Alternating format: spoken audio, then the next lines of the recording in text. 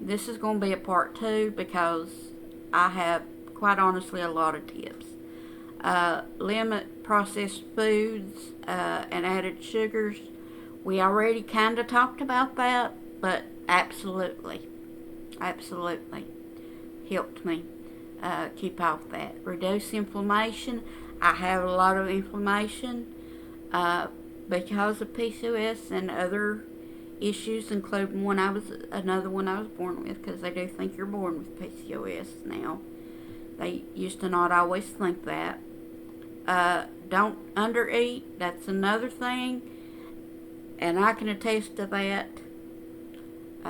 It will not help you in the long run because it will slow down your metabolism. Because think about it. If you're eating 1,200 calories, if your metabolism slows to where you're only burning 1,000 calories, even with exercise and everything, you're still going to keep that 200 calories as fat. And that's very important, especially if you have PCOS, because your metabolism is already slow. Exercise regularly. That was very important, and I'm slowly getting back into it. When they finally get all these procedures done, hopefully I'll be able to do more of these, more exercises and stuff. And I just walked more than anything. I just walked. Where I used to live, which is just right down the road, there used to be a hill. I would walk until I got tired, and then I would walk back. And I think I only made it all the way up the hill once and back. I made it very close a bunch of times. But, and I did it 2 or 3 times a day sometimes more. And sometimes I used my cane, and sometimes I didn't. Get enough sleep, also very important, because it affects your metabolism and other things. And any hormonal imbalance, including PCOS, that's just the one I'm most familiar with.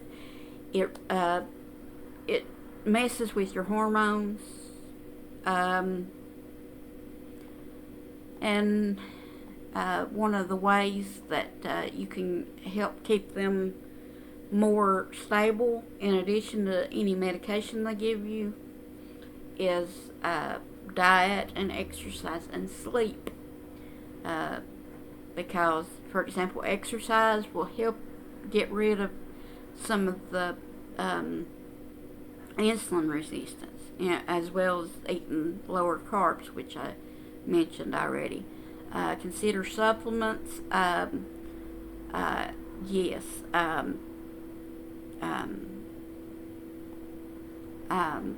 Talk to your doctor. Everything I take, a doctor, usually more than one doctor recommended, whether it was a vitamin or some kind of supplement or a prescription. But now when I say how much medicine I take, I include it all, because all of it was taught to me by a doctor. And a lot of insurances now, at least for disabled people, and I really hope that they start doing this for more people, instead of paying for the prescription drug with more side effects and usually not as effective. Now, this is stuff that's proven, but if they've proven that it'll help with such and such issues, they'll say, like I need vitamin D. Part of it's because of PCOS, because of low vitamin D, but also some stuff isn't that very expensive, like it talks about caffeine. And honestly, I did take caffeine pills. I may start again. Now, I didn't go overboard. I took 100 to 200 milligram a day. I was not drinking sodas at all at the time, not even diet. And then I got to where I was drinking 2 or 3 a day, and now I'm drinking 2 or 3 a week on average. But usually there's the 16-ounce bottles. I don't usually get the cans because I can drink 2 or 3 of those a day easily. I don't know why. Even a 12-ounce bottle will last me longer than a 12-ounce can. I don't know why. and I like the taste better of the bottled ones. Um, and honestly, I'm be honest about how I lost the weight. The first month or two, I lost like 40 pounds because, like I said, that's when I did the soda thing. I cut out soda completely because I found out I had gout, and I don't know how accurate this study is. There's only been one study to my knowledge of this, but it was for females that were overweight, that were younger, that they were surprised would have gout. That's why I went undiagnosed for so long, because it could have been other things, but it turned out it was gout. So they were talking about how sodas, especially the sugar in sodas, other sugars too, but especially in sodas, were the cause. And it did help. Now, I don't know if it was the weight loss or what, but I haven't went to regular sodas again. Now, do I ever drink a soda? Yes. Sometimes I have a regular soda at my sister's. Usually I take a diet soda over with me, but if I'm going to be over there 2 or 3 hours and I don't feel like walking back over here, yeah, I'll drink part of a regular soda. It's not a big deal. But then after that, I'll be honest, it was really slow. The whole first year I probably only lost 60 pounds. And my weight fluctuates a lot, but it was trending down. What do I mean by that? If I was, say I went from 290 to 250, it stayed between 240, the upper 240s and the upper 250s. But it would slowly trend down. And a lot of that's from where I retain water, and they're doing everything they can about it without having to go in and drain fluid. They used to have to do that with my mom because of an issue she had. They had to do that 2 or 3 times a year usually, but it's very risky. So they try not to have to do that. And it's not always effective either. In fact, that was part of the issue with her, was it stopped being as effective. But, you know, some people lose weight fast and some people lose weight slow. But I will tell you, you'll eventually hit a wall. And what are you going to do when you're only losing 2 pounds a week? Which really isn't a stop. 1 pound a week isn't really a stop. And I don't care if you're 400 pounds and 300 of that is overweight. You still, if you're losing weight at all, it is not a stop. It's your body getting used to it. And that's a hard thing. But remember, I kept going. That's how I lost 100 pounds and kept off 80.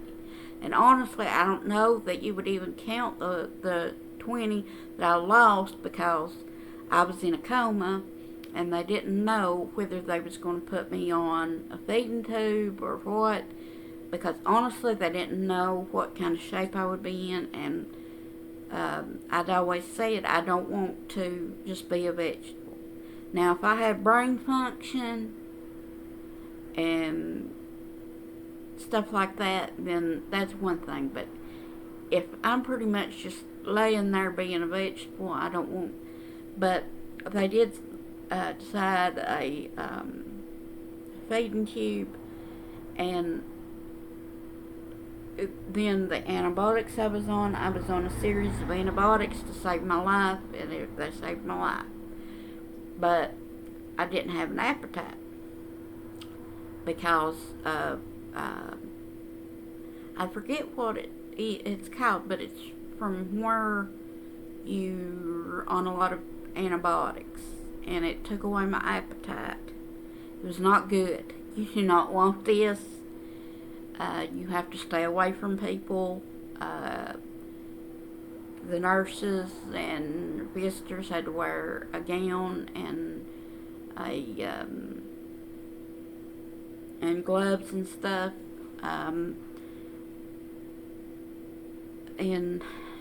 But basically, that's how I lost 20 pounds in a month when I was in the hospital.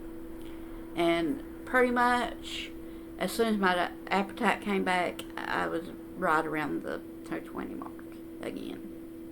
220, well, really 210 to 230.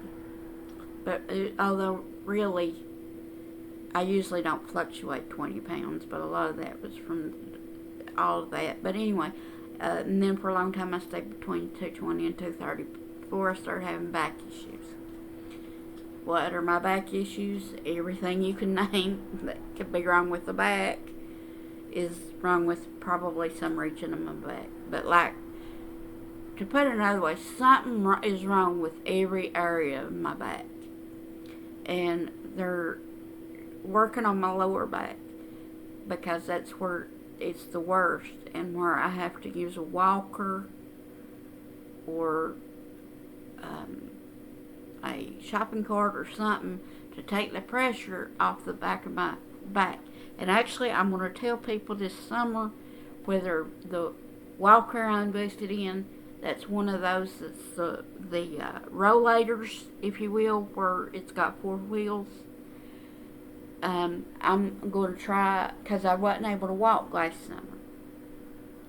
But I'm going to try and walk. Well, I'm going to walk this summer. It's a matter of how much I'll be able to walk. I was only able to walk a few minutes a day. But I'll be able to see the difference. And I'm glad I made these into 2 videos now. And then I'm going to come back with the results. This will probably be a frugality, disability, weight loss, possibly true crime, and whatever else I can throw at it. Because more than anything, it's for me. And if hopefully other people will find enjoyment out of it too. But, you know, it is what it is. And with that said, I'll probably make more videos in a few days to a week. That way I can stay ahead, because I want to stay ahead.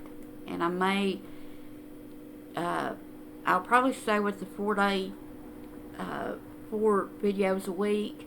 I may even go to 5 at some point. But right now it's Monday, Wednesday, and Friday, and then every other Saturday and every other Sunday. In other words, alternating. So one week it'll be Monday, Wednesday, Friday, Saturday, and another week, the next week it'll be Monday, Wednesday, Friday, Sunday, and then back to Monday, Wednesday, Friday, Saturday, and then back to Monday, Wednesday, Friday, Sunday. It's just easier to schedule that way, and I might mess up sometime, but so far I haven't yet, but I really hope y'all enjoy my videos, and if you have any constructive criticism, please comment or Gmail me at the truecrimelover2022@gmail.com. There's no V at the beginning. truecrimelover2022@gmail.com, I believe, is what it is.